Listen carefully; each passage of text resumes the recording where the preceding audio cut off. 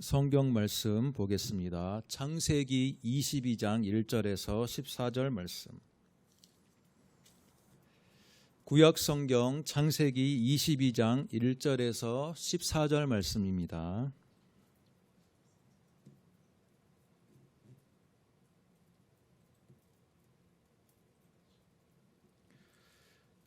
(1절에서) 14절 말씀, 저와 여러분이 한 목소리로 읽겠습니다. 그 일 후에 하나님이 아브라함을 시험하시려고 그를 부르시되 아브라함아 하시니 그가 이르되 내가 여기 있나이다. 여호와께서 이르시되 내 아들 내 사랑하는 독자 이삭을 데리고 모리아 땅으로 가서 내가 내게 일러준 한 산 거기서 그를 번제로 드리라. 아브라함이 아침에 일찍 일어나 나귀의 안장을 지우고 두 종과 그의 아들 이삭을 데리고 번제에 쓸 나무를 쪼개어 가지고 떠나 하나님이 자기에게 일러주신 곳으로 가더니 제3일에 아브라함이 눈을 들어 그곳을 멀리 바라본지라. 이에 아브라함이 종들에게 이르되 너희는 나귀와 함께 여기서 기다리라. 내가 아이와 함께 저기 가서 예배하고 우리가 너희에게로 돌아오리라 하고 아브라함이 이에 번제나무를 가져다가 그의 아들 이삭에게 지우고 자기는 불과 칼을 손에 들고 두 사람이 동행하더니 이삭이 그 아버지 아브라함에게 말하여 이르되 내 아버지여 하니 그가 이르되 내 아들아 내가 여기 있노라. 이삭이 이르되 불과 나무는 있거니와 번제할 어린 양은 어디 있나이까. 아브라함이 이르되 내 아들아 번제할 어린 양은 하나님이 자기를 위하여 친히 준비하시리라 하고 두 사람이 함께 나아가서 하나님이 그에게 일러주신 곳에 이른지라. 이에 아브라함이 그곳에 제단을 쌓고 나무를 버려놓고 그의 아들 이삭을 결박하여 제단 나무 위에 놓고 손을 내밀어 칼을 잡고 그 아들을 잡으려 하니 여호와의 사자가 하늘에서부터 그를 불러 이르시되 아브라함아 아브라함아 하시는지라. 아브라함이 이르되 내가 여기 있나이다 하매 사자가 이르시되 그 아이에게 내 손을 대지 말라. 그에게 아무 일도 하지 말라. 내가 내 아들 내 독자까지도 내게 아끼지 아니하였으니 내가 이제야 내가 하나님을 경외하는 줄을 아노라. 아브라함이 눈을 들어 살펴본즉 한 수량이 뒤에 있는데 뿔이 수풀에 걸려 있는지라. 아브라함이 가서 그 수량을 가져다가 아들을 대신하여 번제로 드렸더라. 아브라함이 그 땅 이름을 여호와 이레라 하였으므로 오늘까지 사람들이 이르기를 여호와의 산에서 준비되리라 하더라. 아멘. 오늘 창세기 22장 1절로 14절 말씀을 함께 읽었습니다. 이 본문을 가지고 이해보다 순종이 먼저입니다 라는 제목으로 말씀을 듣도록 하겠습니다. 자, 한번 따라해 보겠습니다. 이해보다 순종이 먼저입니다. 지난주의 말씀과 이어지는 주제라고 볼 수 있습니다. 이해보다 순종이 먼저입니다. 지난주에 저희가 가룟 유다에 대해서 함께 말씀을 들었습니다. 가룟 유다라는 인물이 사탄에 의해서 그의 스승이었던 예수님을 판 것으로만 그렇게 기억한다면 우리는 가룟 유다를 단지 사탄의 지배를 받은 자다라고만 그렇게 단순하게 생각할 수가 있는데, 지난주 말씀을 통해서 우리는 역사적인 배경 속에서 가룟 유다가 왜 그러한 선택을 하게 되었는지에 대해서 나름대로 의미 있는 생각을 하게 되었습니다. 가룟 유다가 살고 있는 그 시대, 예수님과 함께 공생의 사역에 참여했던 그 시대는요, 자신의 나라가 로마에 의해서 지배를 받게 된 지 약 90년 동안에 90년간 로마의 압제하에 있던 시대였습니다. BC 63년에 폼페이 장군에 의해서 이스라엘 나라가 멸망했어요. 그리고 지금 AD 27년, 28년경에 지금 예수님과 함께 공생의 사역을 함께 참여했던 가룟 유다, 90년간의 많은 그 압제 속에서 간절하게 하나님께서 자신의 땅을 회복시키기를 원했던 가롯 유다였습니다. 때문에 그는 우리로 말하면 일제시대 때 독립운동가와 같은 무력으로라도 하나님의 은혜로 인해서 무력을 통해서라도 이 땅을 회복하기를 원했던 열심당의 당원이 되어서 활동하게 되었던 겁니다. 지난주에 제가 한번 말씀드린 적 있죠. 예수님의 12제자 가운데서도 한 3명 정도는 열심당의 당원이었을 것으로 추정된다라고 말했습니다. 대표적인 자가 셀로딧 시몬이 있고요.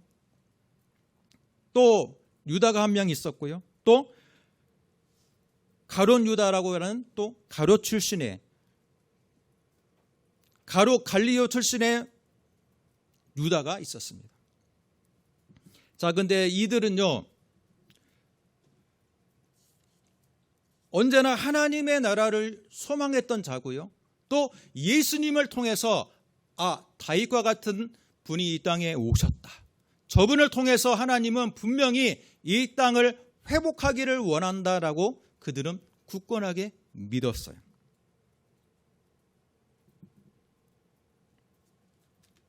예수님의 공생에 그들이 참여를 합니다. 참여를 하면서 셀로딘 시몬은 점점 변해갔습니다. 그의 스승의 말씀, 하나님의 나라의 말씀, 영적인 그 귀한 말씀에 그들은 변해갔어요. 예수님의 나머지 모든 제자들도 변해갔어요.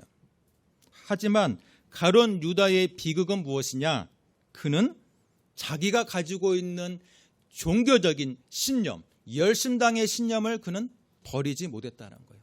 스승의 그 귀한 메시지가 있었음에도 불구하고 그는 자신의 종교적인 신념을 버리지 않았습니다. 변화를 거부했어요. 오히려 스승이 자신의 생각에 동조하기를 원했고 참여하기를 원했던 사람이었습니다. 그렇기 때문에 결국은 끝까지 예수님의 메시지에 청종하지 아니하고 자신의 신념을 주장한 결과 그는 사탄의 쓰임받는 도구가 될 수밖에 없었던 것입니다. 여러분, 이처럼 가룟 유다의 입장에서는 예수님이 참 이해가 안 되는 분이었을 수도 있어요. 로마의 압제가 점점 심해지는 그때 하나님의 아들이시면서 이 땅의 회복에 대해서는 그다지 관심이 없으시고 하나님의 나라가 이 땅 가운데 임하시고 영적으로 사단의 세력이 물러가고 또 그 가운데 영원한 구원의 메시지는 가룟 유다가 들었을 때는 너무 내세지향적일 수도 있었다는 겁니다. 그렇기 때문에 가룟 유다는 스승의 메시지를 그는 받아들일 수가 없었던 것이. 제가 오늘 설교를 시작하면서 지난주에 있었던 가룟 유다라는 인물을 제가 한번 언급을 하는 이유는 바로 오늘 말씀의 제목과 연관이 있습니다. 이해보다 순종이 먼저입니다. 신앙생활은요, 먼저 이해가 되기 때문에 신앙생활을 하는 게 아니라 하나님의 감동에 의해서 예수 그리스도가 구조로 믿어지는 순간, 그때부터 그 예수님의 말씀에 순종하면서 출발하는 게 신앙생활이에요. 그 이후부터 점점 말씀을 배우고 또 묵상하면서 성경 말씀을 이해하는 과정은 그 차후의 문제라는 겁니다. 하지만 현대인들은 너무나도 많이 우리는 이해가 되지 아니하면 믿지 않는 습관이 있어요. 이해가 되지 않으면 믿을 수 없다. 이게 이 종교개혁 이후에 약 500년 이상 동안에 지속되는 그런 씨름적인 문제입니다. 이해를 먼저 할 것이냐, 순종을 먼저 할 것이냐. 하지만 저는 오늘 말씀의 제목을 통해서 말씀을 드리는 것처럼 이해보다는 순종이 먼저입니다. 라는 거예요. 가룟 유다가 예수님의 말씀에 먼저 순종했다면 내 머리로는 예수님의 스승이신 예수님의 메시지가 100% 감동이 안 되고 이해가 안 됐을지라도 예수님 말씀에 먼저 순종하고 그가 마음문을 열었다면 그의 인생은 결코 사단에 의해서 쓰임받는 인생이 되지 않았을 겁니다. 자, 오늘 본문의 말씀으로 우리가 넘어가 보겠습니다. 창세기 12장을 보면요, 하나님께서 아브라함을 부르시면서 세 가지의 거대한 비전을 주십니다. 내가 너로 큰 민족을 이루는 조상이 되도록 하겠다. 하늘의 바다와 바다의 모래처럼 너의 후손이 많은 민족이 될 것이다. 약속을 주셨어요. 또 너의 후손이 약속한 땅에 들어가도록 하겠다. 땅에 대한 약속을 주셨어요. 뿐만 아니라 너는 이제 믿음의 조상으로서 믿음의 복의 근원이 되도록 하겠다. 이 세 가지 약속을 75세의 아브라함에게 주셨습니다. 그 하나님의 귀한 세 가지 약속을 붙들고 그는 하나님의 말씀의 여정을 떠나게 되었어요. 가나안 땅으로 들어와서 이제 하나님의 말씀에 철저하게 순종하는 삶을 살아가게 되었습니다. 창세기 17장 19절의 말씀을 보면 하나님께서 드디어 또 한 가지의 귀한 약속의 말씀을 주십니다. 창세기 17장 19절을 저와 여러분이 한번 찾아보도록 하겠습니다. 창세기 17장 19절. 자, 같이 읽습니다. 하나님이 이르시되 아니라 내 아내 사레가 내게 아들을 낳으리니 너는 그 이름을 이삭이라 하라. 내가 그와 내 언약을 세우리니 그의 후손으로 영원한 언약이 되리라. 아멘. 하나님께서 자녀가 없는 아브라함의 부부, 조급해지는 아브라함의 부부를 향해서 다시 한번 확실한 언약의 약속을 주셨습니다. 아니다. 내 아내 사라를 통해서 낳은 아들이 진정으로 언약의 조상이 될 것이다.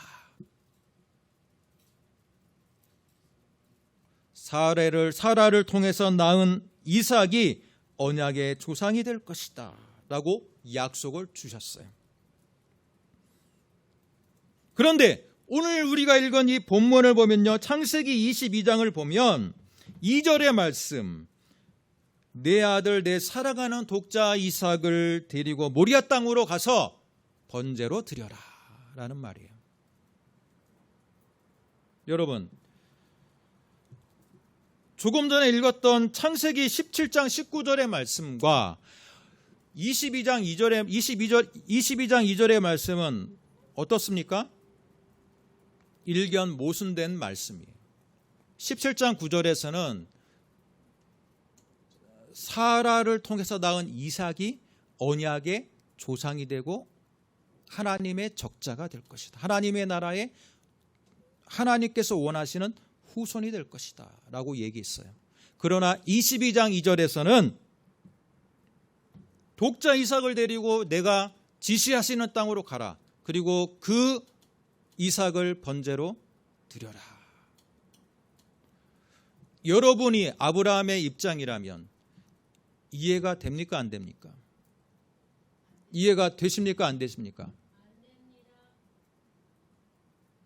분명히 아브라함이 하나님의 나라에 적합한 계승자라고 말씀해 주셨는데 이번에는 하나님께서 너의 하나밖에 없는 그 아들 이삭을 통해서 세계의 모든 민족이 나타나게 될 그 유일한 독자를 하나님이 지시하신 땅에 가서 번제로 드려라.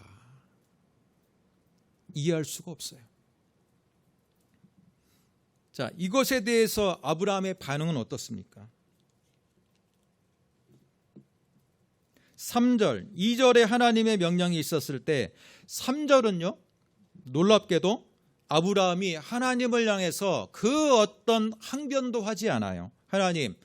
하나님께서 약속하시지 않았습니까? 그런데 이게 과연 무슨 명령입니까? 라는 한마디의 항변도 할 법한데 아브라함은 결코 어떤 항변도 하지 아니하고 침묵을 합니다. 그러면서 3절부터 보면요, 이제는 하나님이 지시하실 땅으로 갈 채비를 하는 거예요. 아침에 일찍 일어나서 나귀의 안장을 지우고 두 종을 데리고 아들이고 번제에 쓸 나무를 다 준비하고 모든 과정을 준비합니다. 그랬을 때 아브라함의 마음은 어땠을까요? 아브라함이 원래부터 과묵하고 순종적인 사람이었을까요? 창세기 18장을 보면요, 천사가 아브라함의 가정을 방문합니다. 그랬을 때 아브라함이 극진하게 대답하면서 천사와 대화를 나누는데, 천사가 이 땅에 온 목적은요, 바로 소돔성을 심판하기 위함이었어요. 그것을 안 아브라함은 너무나도 소돔성에 살고 있는 그 자신의 롯과 더불어서 소수의 의인들이 함께 멸망하는 것에 대해서 안타까움을 표현합니다. 그러면서 주여, 그 땅에 살고 있는 소수의 사람들이 그 다수의 죄악으로 인해서 같이 멸망하는 것이 합당합니까? 자, 그렇게 반문을 하는 거예요. 그러면서 50명의 의인이 있다면 그 땅을 멸망시키겠습니까? 아니다. 50명의 의인이 있다면 나는 그 땅을 결코 멸망시키지 않겠다. 주여, 45명의 의인이 있다면 그 땅을 멸망시키겠습니까? 아니다. 그 땅을 멸망시키지 않겠다. 40명의 의인이 있다면 어떻게 하시겠습니까? 40명의 의인이 있더라도 나는 그 소돔 땅을 멸망시키지 않겠다. 그렇게 30명, 20명, 마지막에는 몇 명까지 내려갑니까? 주님, 마지막으로 간청합니다. 그 땅에 10명의 의인이 있다면 그 땅을 멸망시키겠습니까? 아니다. 그 땅에 10명의 의인이라도 있다면 나는 그 10명의 의인 때문이라도 그 소돔 땅을 멸망시키지 않겠다. 자, 이처럼 아브라함이 여러 번 간청하고 중보하는 것은 바로 하나님은 정의로우신 하나님이 아니십니까? 그 땅에 다수가 악하다고 해서 소수의 사람들을 멸망시키는 것이 합당합니까? 라는 정의로운 마음에서의 항변이 창세기 18장에 나와 있습니다. 여러분, 그런 항변을 했던 아브라함이 창세기 22장에서는요, 그 어떤 토도 달지 않고 있어요. 하나님께서 너희 하나밖에 없는 그 아들로 인해서 세계의 모든 하나님의 백성들이 퍼져갈 그 아들을 번제로 드려라 하겠을 때, 오히려 소돔 땅을 멸망시키려고 하는 그 천사의 그 메시지보다 더 이해할 수 없는 하나님의 메시지가 자기에게 들렸어요. 그럼에도 불구하고 아브라함은 어떤 항변도 하지 아니하고 침묵합니다. 그러면서 그는 하나씩 준비합니다. 나귀의 안장을 지우고 두 종을 준비하고 아들을 이삭을 데리고 번제에 쓸 나무를 쪼개어 가지고, 이 기록을 자세히 보면요, 성경 기자가 하나하나 그의 지금 행동을 묘사하고 있어요. 이렇게 세밀하게 묘사하고 있어요. 세밀하게 묘사하는 이유가 뭡니까? 그것을 나무를 하나하나 쪼갤 때마다 아브라함은 그의 마음속에 어떤 생각이 있었을까요? 엄청난 심사숙고했을 거예요. 하나님의 메시지는 떨어졌지만 이것은 오히려 하나님의 메시지하고는 정반대되는 지금 하나님의 명령이었어요. 창세기 17장 19절의 그 말씀과는 반대되는 하나님의 메시지. 그러면서 며칠의 길을 갑니까? 하나님의 지시하신 땅은 바로 코앞에 있는 땅이 산이 아니었어요. 4절의 말씀, 제3일에 아브라함이 눈을 들어 그것을 멀리 바라본지라. 여러분, 3일 동안을 길을 걸어가 떠났던 거예요. 그러면 3일 동안 어때요? 마음이 어때요? 계속해서 하나님의 말씀을 생각하면서 그 마음속에 여러 가지 고뇌와 또 고민과 심적인 고통이 있었을 거예요.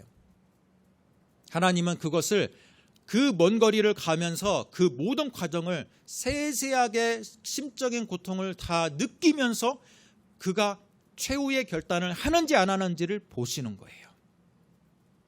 만약에 바로 앞에 있는 산이었다면, 바로 앞에 있는 언덕이었다면 아브라함의 그 심적인 고민은 쉽게 끝날 수 있어요. 일순간에 흥분된 감정으로 그래 하나님 메시지 떨어졌지 하면서 빨리 와 하면서 아들을 그 즉시 번제물로 잡을 수도 있었어요.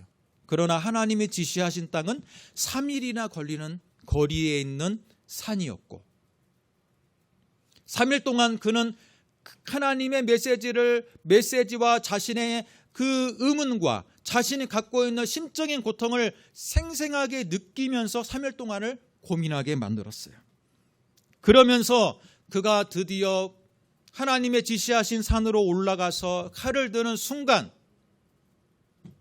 하나님의 메시지가 드디어 떨어집니다. 아브라함아 아브라함아 그만해라. 내가 너의 그 믿음을 보았노라. 그러면서 이제는 메시지를 한번 보겠습니다.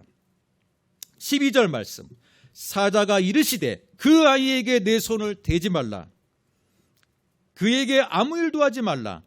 내가 내 아들 내 독자까지도 내게 아끼지 아니하였으니 내가 이제야 내가 하나님을 경외하는 줄 아노라. 하나님은요, 아브라함이 갖고 있는 심적인 고통, 여러 가지 고민, 그 정말로 죽을 것만 같은 그 모든 3일 동안의 과정을 지켜보셨던 거예요. 그가 칼을 들었던 것은 일순간에 흥분된 감정이 아니라 하나님을 향해서 하나님이 죽이라면 죽이는 거다라는 하나님이 나를 망하게 한다면 망하겠다. 그 결단을 하나님은 보시는 겁니다.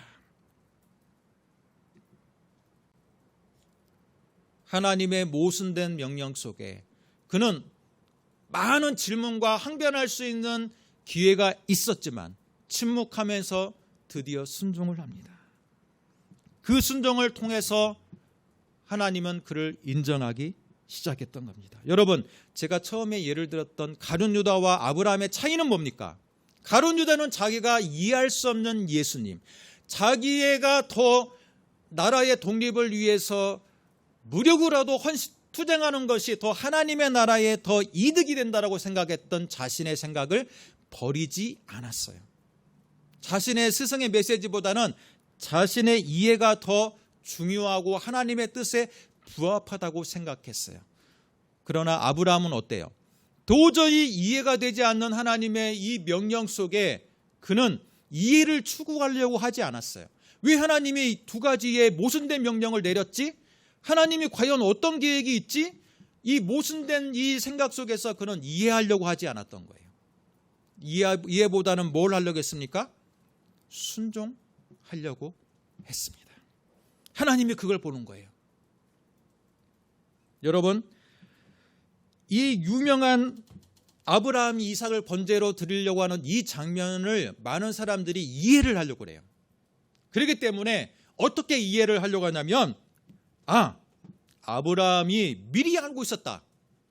하나님께서 분명히 이렇게 자신의 하나밖에 없는 독자를 번제로 드리라고 말씀은 하셨지만 분명히 하나님은 독자를 자기가 칼로 들려고 하는 순간 멈춰라 하면서 다른 번제물을 준비하셨을 거로 미리 알고 있었다. 그게 아브라함의 믿음이다. 그렇게 오늘 본문을 합리화하려는 시도가 있어요. 이해를 추구하려고 하는 시도가 있어요.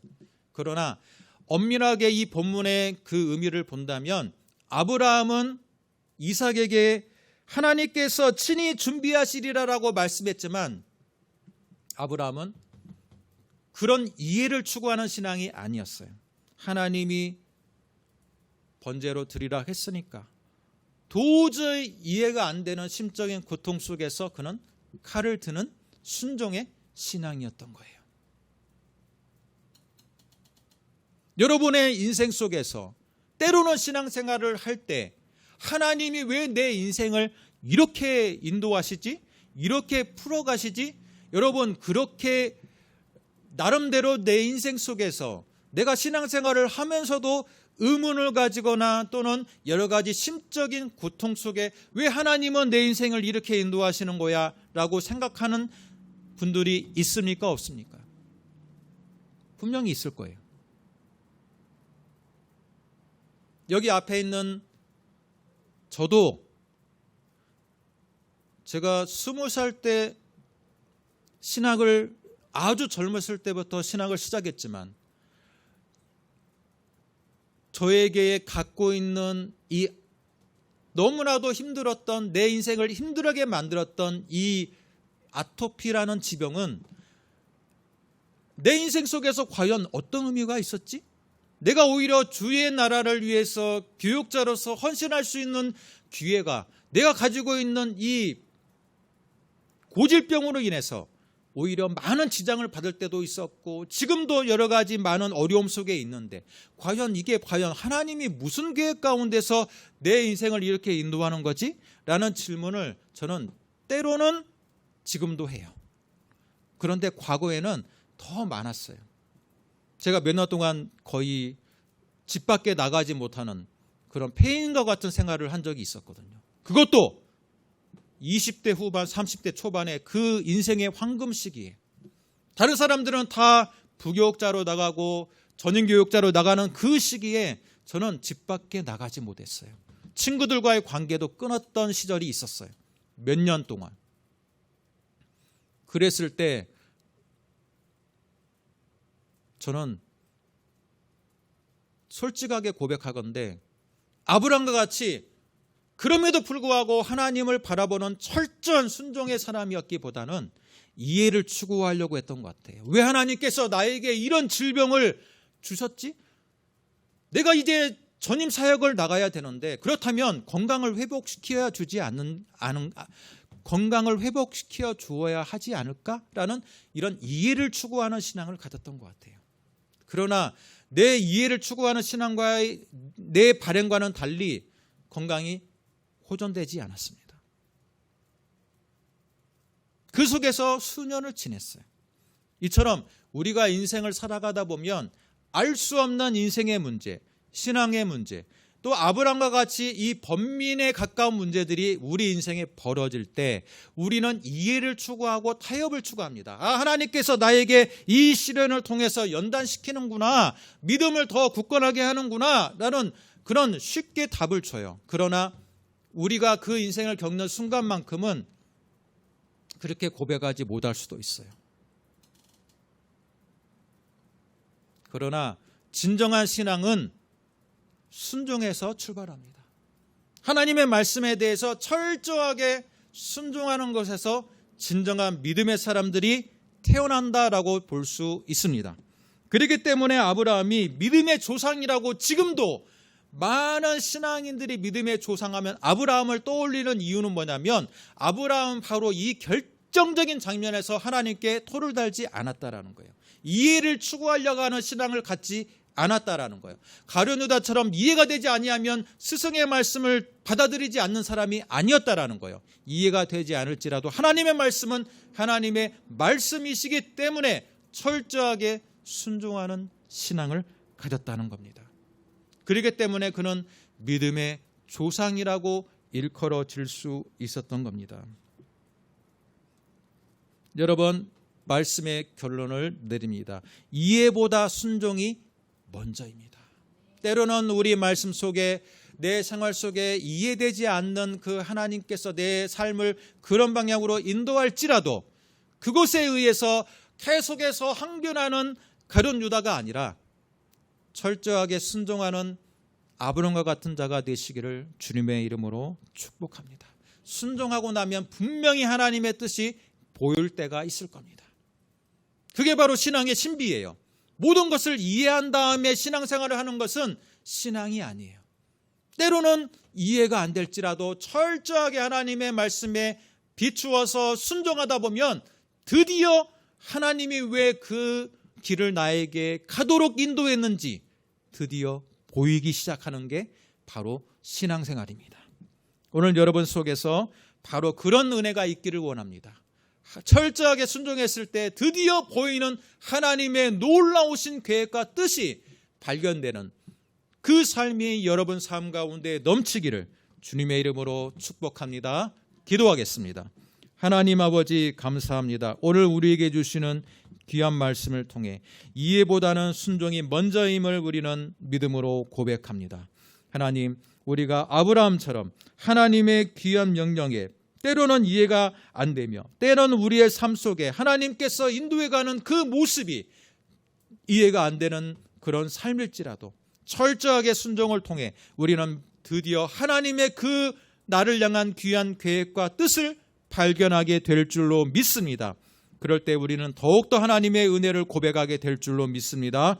하나님, 믿음의 눈을 뜨게 하여 주시고 언제나 하나님의 말씀에 순종하며 걸어가는 우리의 신앙생활이 되게 하여 주시옵소서. 예수님의 이름으로 기도드립니다. 아멘.